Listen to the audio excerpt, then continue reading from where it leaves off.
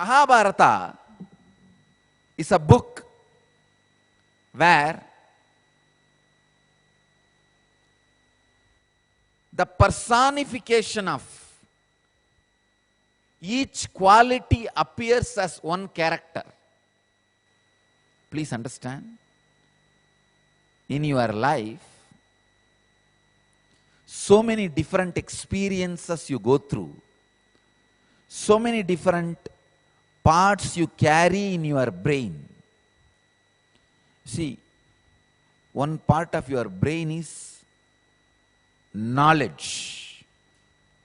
One part of your brain is compassion. One part of your brain is violence. One part of your brain is cunningness. One part of your brain is speed with discrimination.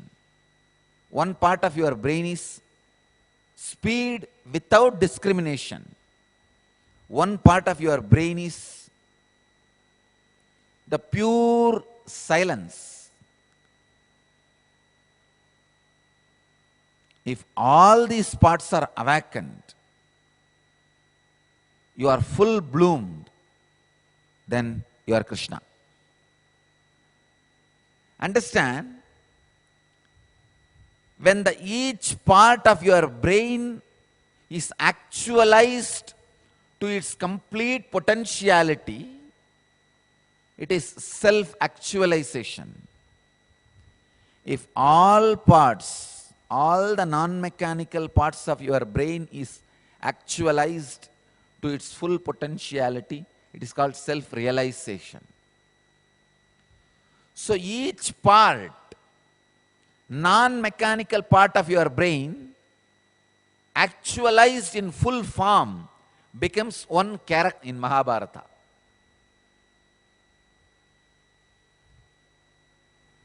Giving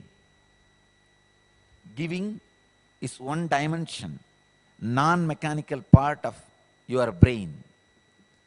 When that has actualized its full potentiality, when it has reached its peak expression, that character is Karna.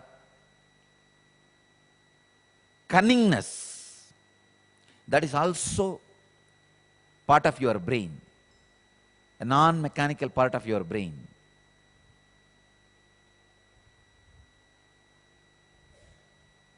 When that reaches its full actualization,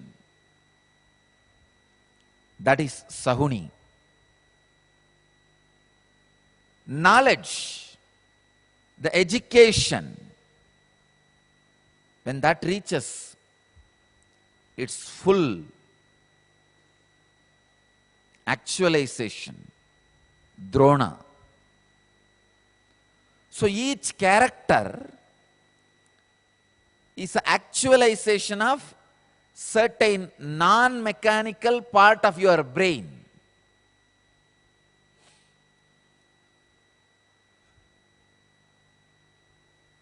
Bhishma is the actualization of respecting social conditioning, social norms, adjusting your life as per the social requirements. This is also one part of your brain. Constantly all your ambitions, all your desires, all your goals, all your ideals, all your ideas are edited, altered, organized as per the society's expectation about you. Society gives certain requirement list to you. You tend to alter all your ideas, ideals, goals as per those requirements. Sometime when you are not ready to alter, when it is too much, you rebel. You became a revolutionary. Here, Bhishma is the personification of ability to alter your personal ideals and ideas, ambitions to the requirement of society. I am not saying it is right. Please understand. I am not saying it is right. And I am not saying it is wrong. This is also one dimension of your non-mechanical parts of the brain. In your brain, there is a non-mechanical part which goes on altering, changing, correcting, editing,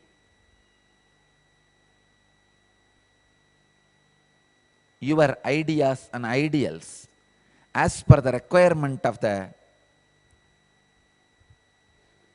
external society. People who are benefited by your adjusting, by your alteration, by your acceptance, they call you as a tyagi.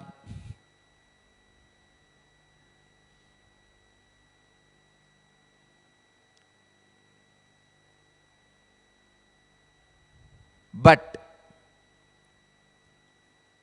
I am not saying it is 100% right. Bhishma is embodiment of social conditioning. He has become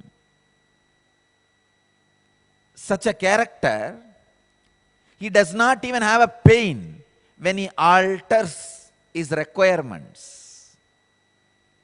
as per the need of the society. When he alters his necessity as per the need to the society. I should introduce Bhishma to all of you. He is really an enchanting character.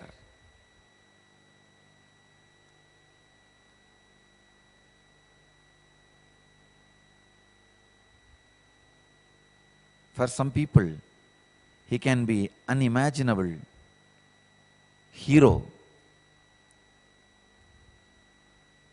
For some people, he can be just a person who has given up everything. I can say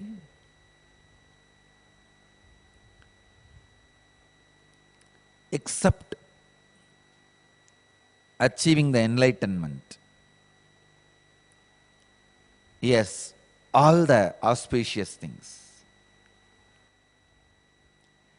Instead of taking the jump from social conditioning to enlightenment, at the last moments of life, he took the jump in the last moments, in the deathbed. If he has taken that jump little early, I can say he would have been one more Krishna, a second perfect expression in Mahabharata.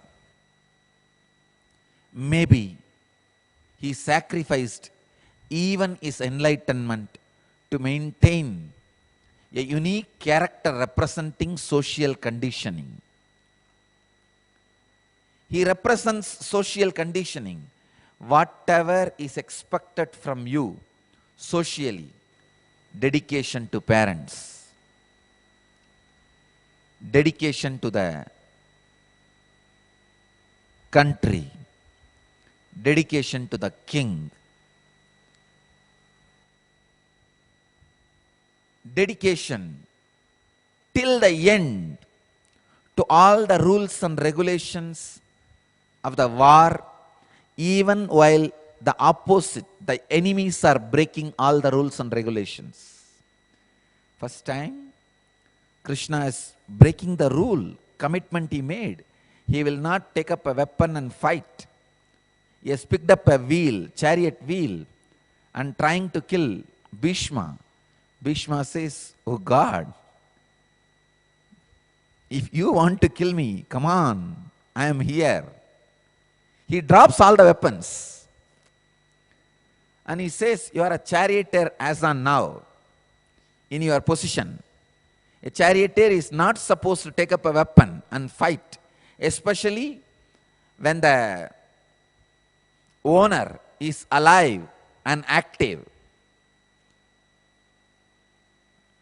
But if a charioteer wants to fight, I am ready. I am ready to accept. And even in the end, nobody was able to defeat him. Nobody was able to defeat him. He made a vow, he will not fight with transgenders. He will fight only with men. So, very cunningly, sorry to use the word, but that is the right word, very cunningly, Krishna brings Shikandi to the front, war front. When Bhishma sees Shikandi, he knows if he does not fight with Shikandi, he stops sending the arrows, he will be killed. Arjuna is hiding behind Shikandi and sending the arrows. All the arrows attacking Bhishma are from Arjuna. Because in those days, in each arrow, the name of the person will be engraved. So each arrow touches him. Bhishma sees it is Arjuna's arrows. Means Shikandi is only in the front. Arjuna is hiding. But he did not even bother. I have taken a vow. I will not fight with transgenders. I will fight only with men. And he stands by the vow, even while dying. I can tell you, such a personification of vrata, the will, whatever society teaches you as good, if you collect all those qualities, Bhishma is the embodiment of all those qualities. Nobody else can be such a perfect expression of social conditioning. Only from the angle of enlightenment, I should say, Bhishma is a little late. Other than that, from any angle, if you look at him, he is personification of perfection. Just because he missed that one point, I am not able to say he is personification of perfection in everything. Except that one point, I can say he is equivalent to Krishna in everything.